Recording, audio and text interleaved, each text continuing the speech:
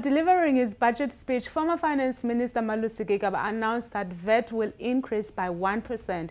This is the first time since 1993, and this move was heavily criticized. So, Anton, from a small business perspective, what does this mean? Well, it's obviously not good news. It means that everything is going to get more expensive, in a nutshell.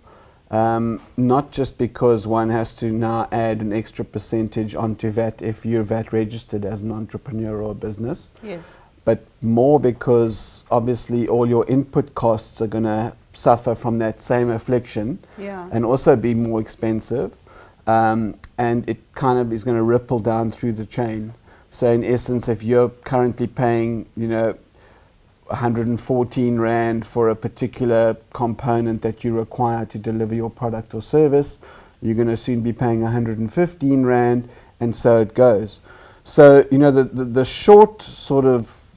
short-term impact is going to be quite negative. It's definitely going to make it difficult on everyone's pockets.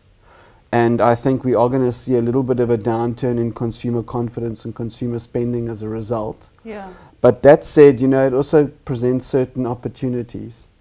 And my attitude is always, you can't fight against the tide, but you can certainly respond in a way that works for you. Yes. And when it comes to this issue of VAT, I suppose the most obvious thing to do would be for small businesses or entrepreneurs or businesses in general to just slightly increase their pricing to accommodate their more expensive input costs. My feeling is a little bit different. I would challenge entrepreneurs in particular, who by their nature are able to adapt and sort of roll with the punches more than big companies are, to actually consider not raising their prices. Okay. How would what better way to stand out by saying, we're putting a freeze on our price. We're not going to let VAT, we're not going to follow the herd and just simply push our prices up because that's what everyone else is doing. Obviously, it means that you would then need to find ways of reducing your costs. So perhaps it's about looking at your suppliers, negotiating better deals, cutting unnecessary costs, getting rid of the DSTV at the offices, whatever, and bringing your costs down a little bit so that you're able to pass that saving on to your customer. Not because you necessarily feel sorry for your customer, although it is nice to be altruistic as an entrepreneur, and to be able to spread the love where you can, but more because it's going to give you a value proposition that most other people are not going to be able to claim. I mean, you're talking about the short-term negative impact.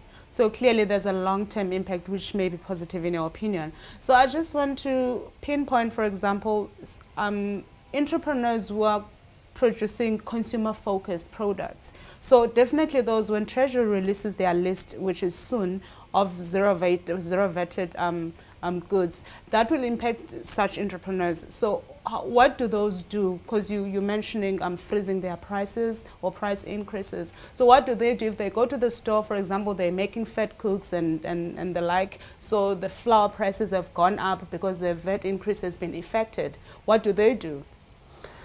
I would do the same if I was them. I would try and reduce my input costs. I would try and keep my pricing the same, but I wouldn't keep it a secret. I would make it part of my marketing strategy. So, our fat cooks are VAT busters because we've decided to actually not pass on the increase in VAT to our customers or whatever product that might be. I know it sounds difficult because people are sitting there thinking, but I'm going to end up paying an extra % for everything that I do, including things like internet, etc., etc. Production costs, basically. Correct. If any of your service providers or your suppliers are VAT registered, you're going to pay more. It's that simple. And even if they're not VAT registered, you're still going to pay more because they're going to be paying more with their suppliers, and they're going to pass that on to you. Yeah.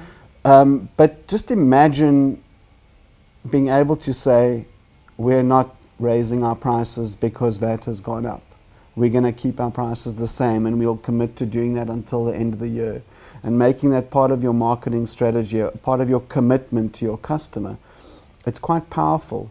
Yes, you will potentially lose a bit of revenue from a margin perspective, but I feel that from a volume perspective, you're going to gain more customers, and that's going to more than make up for it. And not only that, it gives you a chance to stand out from the crowd, and that's one thing that we as entrepreneurs constantly have to be trying to do. So in terms of long-term effects, which you assume will be positive, what are those? Look, I think that once the sort of, it's like anything else, you know, it's always terrible until you've done it for a while, and then it becomes the norm. And I think that this increase in VAT's going to be the same. Everyone's moaning and groaning, and there's all sorts of criticism being heaped, you know, on government for having raised it, and it's, you know, going to affect the poorest of the poor. And yes, maybe it will, but, you know, we're an adaptable nation.